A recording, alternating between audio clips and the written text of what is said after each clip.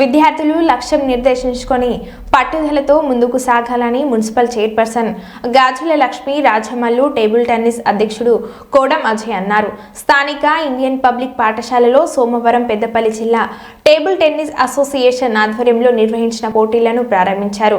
జిల్లాలోని వివిధ పాఠశాలల నుంచి 100 మంది విద్యార్థులు పాల్గొన్నారు. ఈ సందర్భంగా మాట్లాడుతూ విద్యార్థులు చదువుతో పాటు క్రీడల్లో రాణించాలని, లక్ష్యం దిశగా ముందుకు సాగాలని, గెలుపోటములు సమానంగా తీసుకోవాలని, రాష్ట్ర స్థాయిలో విజయం సాధించి మంచి పేరు తీసుకుని రావాలని అన్నారు.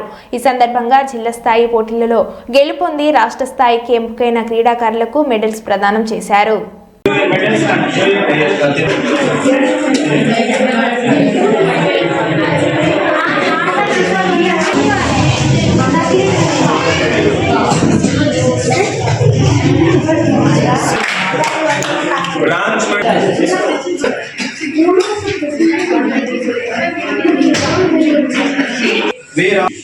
చాలా స్పోర్టివ్గా తీసుకొని అందరూ ఉత్సాహంగా పాల్గొనేటట్టు చేసిన పీఈటీ టీచర్లకి ప్రత్యేక అభినందన తెలియజేస్తున్నాం.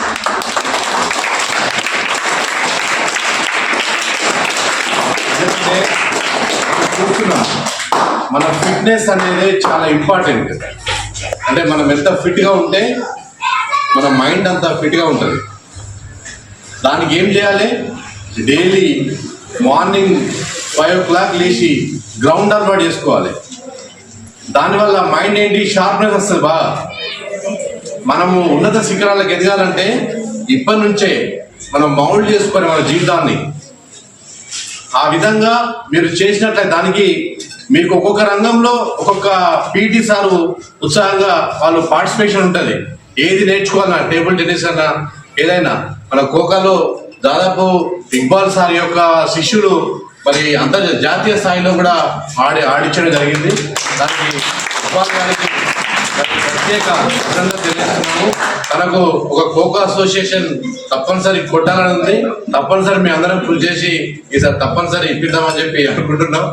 అదేవిధంగా సత్యం కూడా మరి రాష్ట్ర స్థాయిలో ఈసీ మెంబర్గా ఉన్నాడు.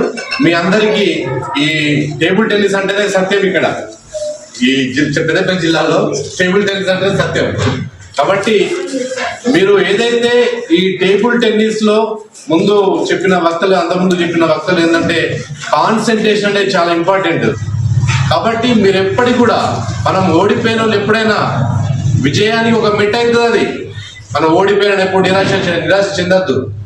నెక్స్ట్ దాన్ని స్టెప్ తీసుకొని మళ్ళీ విజయం వైపు పరిగెత్తాలి.